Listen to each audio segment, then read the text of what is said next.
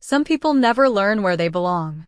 The sentence didn't come with raised voices or cruel laughter, just a soft, polished tone that carried farther than any shout ever could, and as soon as Daniel Brooks said it, the room adjusted around Emily Carter like she had become something misplaced.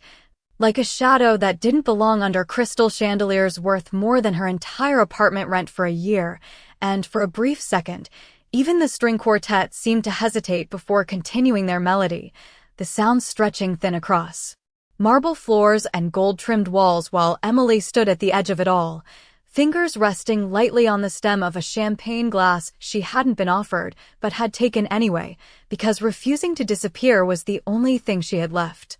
The air smelled like expensive perfume and polished wood, a kind of quiet luxury that didn't need to announce itself, and yet every glance that slid in her direction carried a question no one dared to ask out loud. Who let her in? A waiter passed by, slowing just enough to look at her wrist, bare of diamonds, before offering his tray to the couple beside her instead, and Emily didn't move, didn't flinch, didn't even blink as the moment settled into place around her like a test she had already taken before. Across the room, Daniel adjusted his cufflinks, the silver catching the light as easily as the attention of everyone who still believed in his version of success, his smile easy, practiced, the kind that had once made her believe in forever and now only reminded her how cleanly someone could rewrite a story when they decided they no longer needed you in it. Beside him stood the woman who had replaced her, elegant in a way that looked effortless. One hand resting lightly on his arm as if she had always belonged there, as if Emily had been nothing more than a draft that never made it to print. A soft ripple of laughter moved through the nearby guests, subtle but deliberate. And Emily felt it more than she heard it, like a shift in temperature, like stepping into a room where the air had already decided against you. She lowered her gaze for just a second, not in defeat, but in calculation. Noticing the faint scuff on her heel, the one she hadn't had time to fix after rushing from home, after making sure her daughter had dinner, after promising her that everything was going to be okay in a voice steady enough to be believed, somewhere behind her, a woman whispered something about invitations and standards, and the words didn't need to be clear to be understood. They landed all the same, precise and intentional, and still Emily said nothing, because silence, she had learned, could be sharper than any response. The glass in her hand caught the light as she slowly set it down on a passing tray, her movements unhurried, controlled, as if she had rehearsed this moment not to fight it, but to outlast it. Daniel's eyes flicked back to her, just for a heartbeat, expecting something, an apology, a retreat, a reaction, but Emily only met his gaze with something far quieter, something that didn't ask for permission to exist, and in that stillness, unnoticed by most, the doors at the far end of the ballroom opened just slightly, enough for a different kind of presence to enter, one that didn't rush, didn't announce itself, but carried with it a shift so subtle it could only be felt, like the first change in air before a storm, and Emily, without turning, seemed to sense it, her posture straightening just enough to suggest that whatever was about to happen next, she had not come here unprepared. The music resumed as if nothing had shifted, but Emily felt it in the way the air settled differently against her skin, in the way the murmurs softened just a fraction, like the room itself was adjusting to something it had not yet recognized. And for a moment she allowed her gaze to drift, not toward Daniel, not toward the woman holding his arm, but toward the far wall where mirrored panels reflected a version of her she barely recognized anymore, not because she had changed overnight, but because she had been slowly rebuilding herself in places no one here had ever cared to look. There was a time when rooms like this had terrified her, when she had measured her worth by the approval in Daniel's eyes, when a single raised brow from him could ruin her entire evening, but that version of her lived somewhere far behind, tucked into quiet nights and unpaid bills and long mornings that began before sunrise, when the only sound in her apartment was the hum of an aging coffee maker and the soft breathing of her daughter in the next room. She could still see it if she closed her eyes, the small kitchen with chipped countertops, the stack of overdue notices she had hidden under a drawer, the way she had learned to stretch $20 across a week without letting it show in her child's lunchbox, and the memory did not break her anymore. It steadied her, because every inch of who she was now had been built from those moments when no one was watching and no one was helping. A faint clink of glass brought her back as someone brushed past her shoulder without apology, and Emily shifted just slightly, enough to create space without asking for it, her posture straight, her expression unreadable. Like she had nothing left to prove and nothing left to lose. Across the room, Daniel was still speaking, his voice smooth, confident, drawing attention as easily as ever, and for a brief second their eyes met again. But this time there was something else behind his look, something small and almost unnoticeable. Like curiosity trying to disguise itself as indifference, because she was not reacting the way he expected. She was not shrinking, not leaving, not giving him the satisfaction of seeing her unravel. Instead, she stood there as if she belonged, not because the room had welcomed her, but because she had stopped asking it to. The woman beside him leaned in slightly, whispering something that made him smile, and a few guests nearby followed with polite laughter, the kind that existed more out of habit than genuine amusement, and Emily watched it all with a quiet distance, like she was observing a scene she had once been part of but no longer needed to play in. Somewhere near the entrance, a subtle shift in attention began to ripple again. Not loud enough to interrupt the flow, but noticeable enough that a few heads turned in sequence, one after another, like a silent signal passing through the crowd, and Emily caught it in the reflection before. She saw it directly, the outline of a man moving through the room with an ease that did not demand attention yet somehow drew it anyway, his presence calm, measured, as if he carried his own gravity without needing to announce it. She did not turn immediately, did not rush to acknowledge it, because she had learned the power of timing, the way silence could stretch a moment until it revealed what words never could, and instead she let her hand rest lightly against the edge of the table beside her, steady, grounded, her breathing even as the space around her began to shift in ways most people would not yet understand, and for the first time that night, the faintest hint of something unspoken passed through her eyes, not defiance, not anger, but quiet certainty, the kind that comes from knowing exactly how far you have come and exactly what is about to change. The man did not rush, and that was the first thing that set him apart, because in a room where everyone subtly competed for attention without appearing to try, he moved as if attention had already been decided in his favor long before he arrived. His steps measured across the polished marble, each one quiet yet deliberate, and the closer he came, the more the invisible current in the room shifted, not dramatically, not in a way that could be pointed out or explained, but enough that conversations began to slow, laughter softened, and even the waitstaff adjusted their pace without knowing why.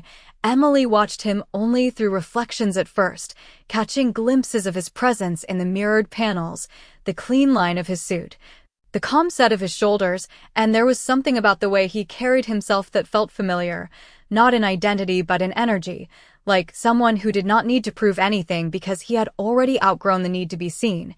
She felt it before she fully turned, that quiet alignment of timing she had come to trust, and when she finally allowed her gaze to meet reality instead of reflection, he was already closer than she expected, stopping just a few feet away without breaking the natural flow of the room, as if this moment had always been meant to unfold without announcement. Daniel noticed it too, though not immediately, his attention still anchored in the circle of guests around him until one of them shifted, then another, their focus subtly redirecting toward the new presence.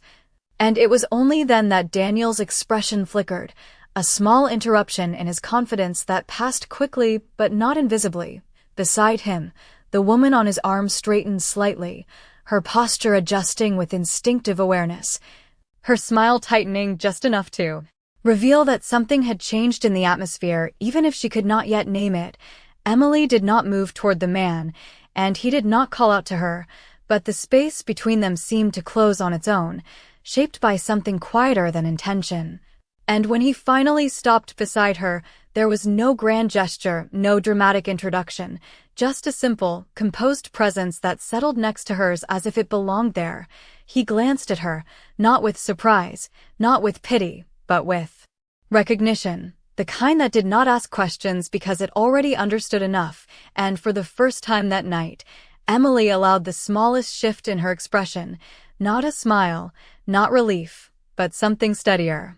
Like the confirmation of a choice she had already made long ago. Across the room, Daniel's gaze locked onto them, this time with unmistakable focus, his posture stiffening almost imperceptibly as he tried to place the man, to categorize him, to understand why the balance of the room no longer leaned entirely in his direction, and though he said nothing, the silence around him began to feel different, less controlled, less certain. A guest near the bar whispered a name under their breath, too low to carry, but enough to create a ripple. And another turned more fully to look, curiosity replacing dismissal in a matter of seconds, while Emily remained still, her hand resting lightly at her side, her shoulders relaxed, her presence no longer something that could be ignored or dismissed with a passing glance. The man beside her did not speak immediately, and neither did she, but the quiet between them was not empty, it was deliberate, like a pause placed exactly where it needed to be, and in that pause, the room continued to shift, inch by inch, until the weight of attention that had once pressed down on her began to redistribute itself, no longer a spotlight of judgment, but something more uncertain, more fragile. And for the first time that night, it was not Emily who stood at the edge of belonging, it was everyone else trying to understand where they now stood in relation to her. He did not introduce himself right away, and that was intentional, because in a room built on names and titles, silence carried more weight than credentials, and Emily understood that instinctively, the way she had learned to read between moments instead of words. So she did not turn toward him fully, did not break the balance that had just begun to shift. She simply allowed his presence to exist beside hers as if it had always been there. The music continued, soft and refined, but now it felt like background rather than centerpiece, like something filling space that no longer belonged to it, and across the room Daniel finally moved, not quickly, not carelessly, but with the controlled confidence of someone used to reclaiming attention whenever it drifted too far from him, his hand brushing lightly against his partner's arm as he stepped forward, drawing a few eyes back with him, but not all of them, not this time. Emily noticed the difference immediately, the way only part of the room responded, the way the other half remained subtly anchored where she stood, and it was not pride that settled in her chest, it was something quieter, something steadier, like the realization that power did not always announce itself. Sometimes it simply redistributed. Emily, Daniel said when he reached them, her name leaving his mouth with a familiarity that felt out of place now, like a word he had not earned the right to use anymore, and she turned just enough to face him, her expression calm, her posture unchanged, giving him nothing he could reshape into advantage. "I did not expect you to stay this long," he added, a slight smile touching his lips as if he were offering politeness instead of dismissal, but the edge was still there. Thin and precise, Emily held his gaze, steady and unhurried, and for a moment the room seemed to narrow around the three of them, conversations lowering, attention tightening in quiet anticipation of something no one could quite define. "I was invited," she replied, her voice even, not defensive, not challenging, just factual, and that simplicity carried further than anything sharper would have. Daniel's eyes flickered briefly toward the man beside her, measuring, assessing, trying to place him within a hierarchy he understood, but the absence of introduction made it difficult, and that uncertainty showed in the smallest hesitation before he spoke again. "And you are?" he asked, directing the question not to Emily but to the man standing with her. His tone polite but edged with expectation. The man met his gaze without shifting his stance, without offering immediate clarification, and for a second longer than comfortable, he let the silence stretch, not to provoke, but to allow the weight of the moment to settle exactly where it needed to, and Emily could feel it, the precise control of timing, the same quiet strategy she had been building in her own life piece by piece. Before he answered, a staff member approached from behind, stopping just short of interrupting. Their posture subtly more formal than before, their voice lowered but clear enough to carry. "Sir, the host is asking if you are ready," they said, directing the words toward the man beside Emily, and that was when the shift became undeniable, not loud, not dramatic, but irreversible, because in that single moment the room recalibrated, attention pulling toward him with a recognition that did not need explanation. Daniel's expression tightened, just slightly, his certainty interrupted again. While Emily remained still, her gaze forward, her presence unchanged, as if she had expected this all along, as if this moment was not a surprise, but a step in a sequence she had already accepted. The man finally spoke then, his voice calm, measured, carrying just enough authority to settle the air without raising it. "In a moment," he said, and the staff member nodded immediately before stepping back, and it was in that quiet exchange, more than any introduction, that the room understood something had shifted beyond surface appearances. Emily did not smile, did not react outwardly, but something inside her aligned, something that had been building long before this night, long before this room. And as Daniel stood there, searching for footing that no longer felt as solid as it once had, the balance between them changed in a way that no one could reverse, not with words, not with status, not with memory, because for the first time since she had walked through those doors, Emily was no longer the one being measured. She was the one redefining the scale. Daniel did not step back, but something in his posture shifted, a subtle recalibration that only someone watching closely would notice. His shoulders no longer entirely relaxed, his confidence no longer effortless. And Emily saw it the same way she had learned to see everything over the past few years, not in obvious gestures, but in the quiet fractures beneath them.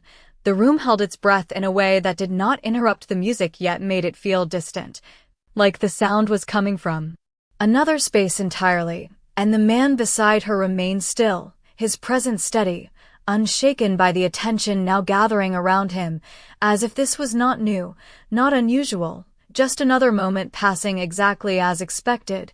Daniel gave a short, polite smile, the kind used to cover uncertainty without admitting it, and extended his hand slightly, not fully, not with the same confidence he would have shown minutes ago, but enough to reclaim some sense of control.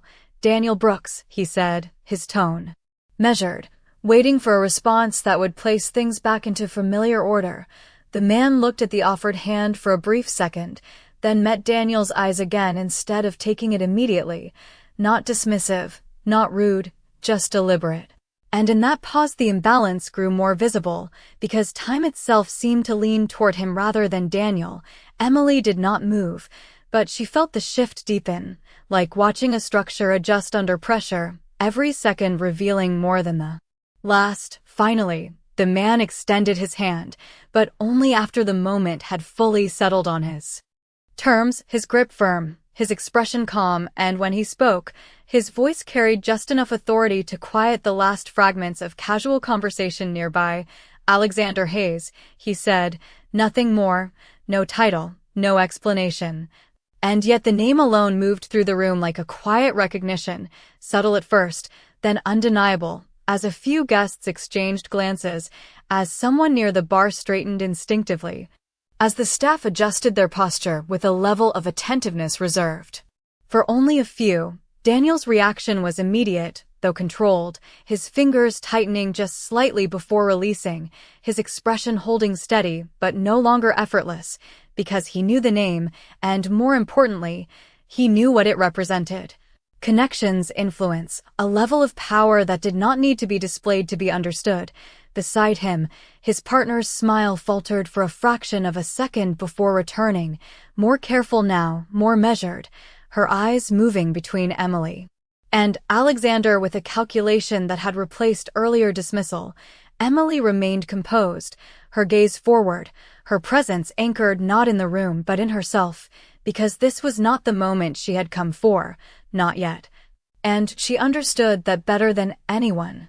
A nearby guest leaned slightly toward another, whispering something that included the word haze, and the reaction traveled quietly, like a ripple moving across still water, changing the way people stood, the way they looked. The way they reassessed everything they had assumed just minutes ago. Daniel cleared his throat softly, regaining his voice, attempting to reestablish the narrative he had controlled all evening. "I did not realize you would be attending," he said, directing the words toward Alexander, but there was a carefulness now, a precision that had not been there before. Alexander's response was simple, almost effortless. "I go where I am invited," he said, the same words Emily had used, but in his voice. They carried a different weight, one that made the parallel impossible to ignore. Emily's eyes shifted slightly then, just enough to acknowledge the connection, and for the briefest moment, something unspoken passed between them. Not surprise, not gratitude, but alignment, as if two separate paths had converged exactly where they were meant to. The room no longer felt like it belonged to Daniel, not entirely. Not in the way it had when Emily first walked in, and as the attention continued to settle into this new balance, one thing became quietly, unmistakably clear. The story that had begun as his was no longer his to control.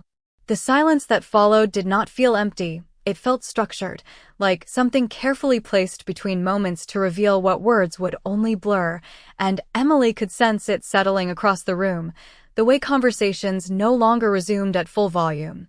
The way laughter, when it returned, came softer, measured, as if people were recalibrating not just their tone but their assumptions. Daniel shifted his weight slightly, a movement so small it might have gone unnoticed in any other setting. But here it carried meaning, because for the first time that night, he was no longer the one dictating the pace, and Emily saw it clearly, not with satisfaction, but with clarity, the kind that comes when illusions finally lose their hold. Alexander did not step forward to dominate the space, did not raise his voice or demand attention. Instead, he remained exactly where he was, beside Emily, his presence acting less like a spotlight and more like gravity, drawing the room toward a center that had quietly shifted away from Daniel. "We were just discussing the new development project," Daniel said after a moment, his tone controlled, professional, reaching for familiar ground, and a few guests nodded in subtle agreement, eager to return to something structured, something safe. Emily recognized the tactic immediately, the way he redirected attention to territory where he felt strongest, where titles and deals could rebuild the hierarchy he understood. But she also knew something he did not, something she had carried into this room without needing to announce it. Alexander turned his head slightly, acknowledging the comment, his expression neutral, but there was a faint awareness in his eyes, like he had already heard this conversation before it even began. "The waterfront expansion," Daniel continued, finding momentum. "It is going to redefine this entire district. Investors are already lining up," and as he spoke, his confidence began to return in small increments, supported by the familiarity of his own narrative, by the expectation that this was where he excelled. Emily let him speak, did not interrupt, did not challenge, because timing, she had learned, was everything, and rushing the moment would only weaken it. A nearby guest added a comment about projected returns, another mentioned market trends, and slowly, the circle of attention began to rebuild itself around Daniel's words, though not as completely as before, because something fundamental had already shifted. Something that could not be undone by confidence alone. Alexander listened without interruption, his posture unchanged, his gaze steady, and when Daniel finished, there was a brief pause, the kind that usually invites validation, agreement, reinforcement. But none came immediately, and in that gap, Emily felt the weight of what was about to unfold.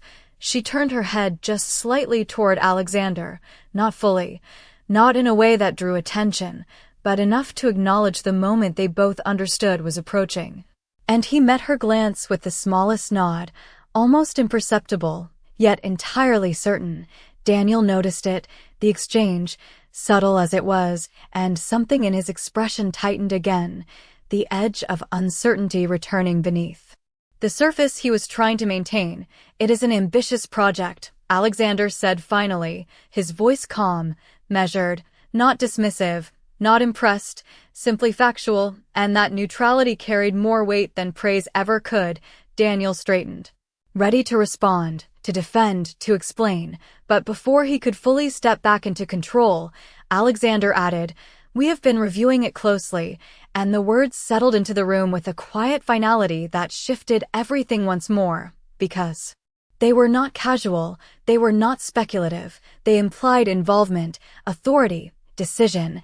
Emily remained still, her expression composed, but inside, the alignment she had been building reached another point of clarity, because this was no longer about surviving the room, this was about revealing it, piece by piece, until nothing false could remain standing, and as the attention around them sharpened again, no longer scattered but focused, the realization began to spread, slow but undeniable, that whatever came next would not belong to Daniel's version of the story. It would belong to the truth that had been waiting, quietly, for the right moment to be seen. The words did not echo, but they settled with a precision that made them impossible to ignore, and Emily could feel the exact moment the room shifted again, this time not with curiosity, not with subtle recognition, but with the quiet weight of consequence. Because "we have been reviewing it closely" did not belong to casual conversation, it belonged to decision, to authority, to the kind of power that did not ask for approval. Daniel held his expression steady, but the pause before his response stretched just a fraction too long, revealing the calculation behind his composure, the rapid adjustment of expectations that no longer aligned with the reality forming in front of him. "That is good to hear," he said finally, his tone controlled, but lacking the effortless confidence it carried earlier, and Emily noticed the difference the same way she had learned to notice everything, in the small spaces between words, in the hesitation that could not be fully concealed. Alexander did not respond immediately, and the silence that followed was no longer neutral, it was directional, guiding attention toward a truth that had not yet been fully spoken. A few guests shifted their stance, their interest sharpening. No longer passive observers, but quiet witnesses to something unfolding beyond surface politeness. Emily let her gaze move across the room for the briefest moment, taking in the subtle changes, the way people who had dismissed her minutes ago now watched more carefully, the way the energy no longer dismissed her presence, but tried to understand it, and there was no triumph in that realization, only clarity, because she had not come here to be validated. She had come to stand in what she had built without asking permission. Daniel drew a breath, regaining a portion of his rhythm. "We are expecting strong returns," he added, attempting to reinforce his position, to anchor the conversation in metrics, in projections, in the language of certainty. But the words felt lighter now, less grounded, as if they no longer held the same weight in the space. Alexander's gaze remained steady, and when he finally spoke, his voice did not rise, did not challenge, it simply aligned facts in a way that left no room for interpretation. "The proposal is still under evaluation," he said, and though the sentence was simple, its implication moved through the room with quiet force, because it reframed everything Daniel had just presented, not as success, not as inevitability, but as something unresolved, something dependent. A faint murmur passed through the nearby guests, quickly contained, but impossible to erase, and Daniel's jaw tightened almost imperceptibly before relaxing again, his composure holding. But only just. Emily remained still, her presence unchanged, but inside, the moment settled into place with a certainty she recognized, the kind that came not from surprise, but from alignment, because this was the truth she had walked in with, not spoken, not displayed, but carried quietly until it could stand on its own. Alexander shifted his attention slightly then, not away from Daniel, but toward the broader circle, acknowledging the room without seeking it, and that small movement drew more focus than any grand gesture could have, because it signaled something larger than a single conversation. It signaled context, influence, reach. Daniel's partner adjusted her posture again, her earlier confidence replaced with careful observation. her smile present but restrained, as if she too understood that the narrative had moved beyond her control.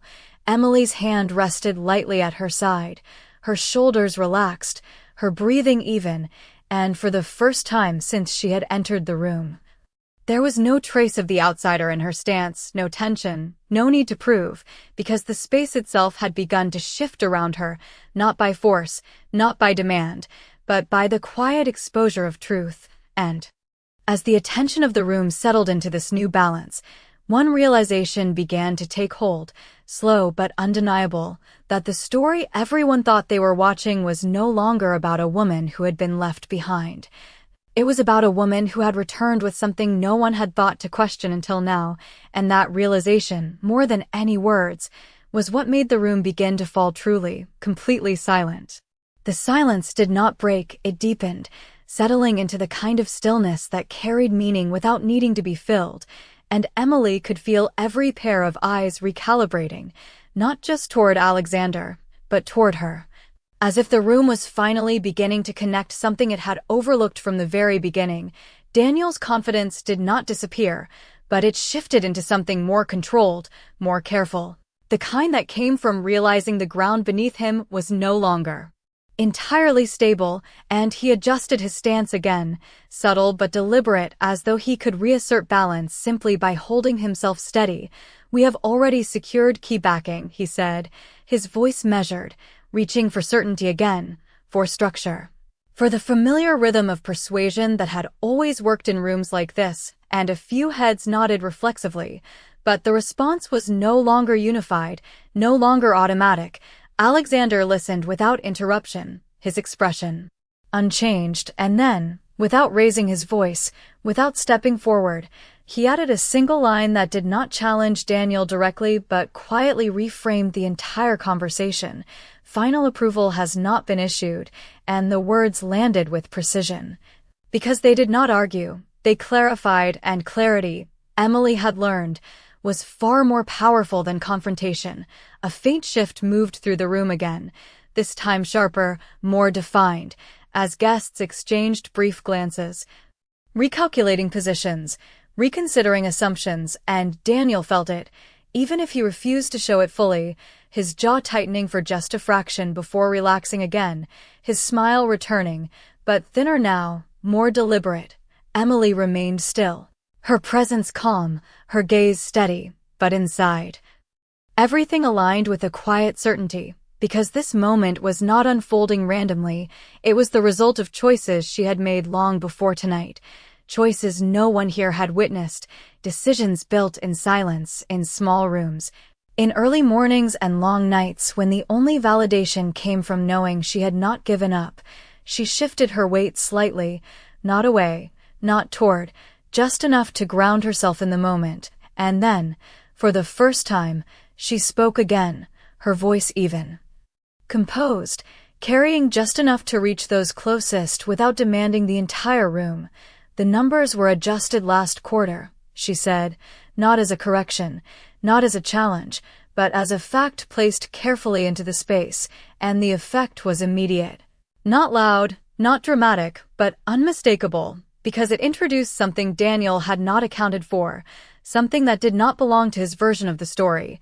His eyes moved to her quickly, searching, calculating, and, for a brief second, the mask slipped just enough to reveal uncertainty beneath it, because this was not information she should have, not from his perspective, not from the role he had assigned her. "Excuse me," he said, his tone still controlled, but edged now. And Emily held his gaze without flinching, without raising her voice, without needing to defend herself, because she was no longer speaking from assumption, she was speaking from knowledge.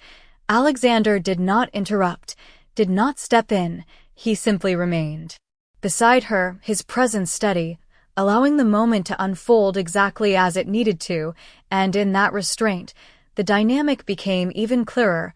This was not about him speaking for her, it was about her standing in what she already knew. Emily's expression did not change, but there was a quiet firmness in her eyes now, something grounded, something earned, and as the room leaned in, not physically but with attention sharpened to its edge, the realization began to settle deeper than before, that Whatever truth was about to surface did not belong to status or assumption. It belonged to her, and as Daniel stood there, searching for footing that no longer responded the way he expected, the balance tipped. Further, not with force, not with noise, but with the undeniable weight of a reality he could no longer control. The room did not erupt. It did not react with shock or raised voices. It simply went still in a way that felt absolute, as if every sound had been carefully removed to make space for what had just been revealed. And Emily held that stillness without needing to fill it, her gaze steady, her posture unchanged, because this was never about creating a scene. It was about allowing the truth to stand on its own. Daniel's expression remained composed, but the effort behind it was no longer invisible. His eyes searching hers with a precision that had replaced confidence, trying to understand how far this shift extended, how much of what he believed to be certain had already moved beyond his reach. "You have been reviewing the numbers?" he asked. His voice controlled, but quieter now, less certain of its authority, and Emily did not rush to answer.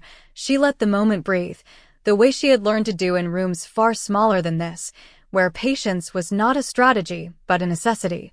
She glanced briefly toward Alexander, not for permission, not for support, but in acknowledgement of alignment, and he met her gaze with the same calm certainty, saying nothing, because nothing needed to be said.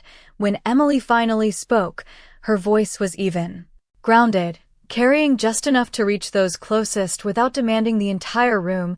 "I have been part of the review process since the second quarter," she said, and the words settled into the space with quiet finality, not dramatic, not confrontational, simply undeniable. A subtle shift moved through the guests, not loud, not chaotic, but precise, the kind of recalibration that happens when assumptions are replaced with reality, and Daniel felt it, even as he held his composure.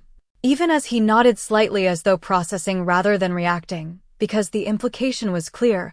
This was not information he had overlooked. It was involvement he had never imagined.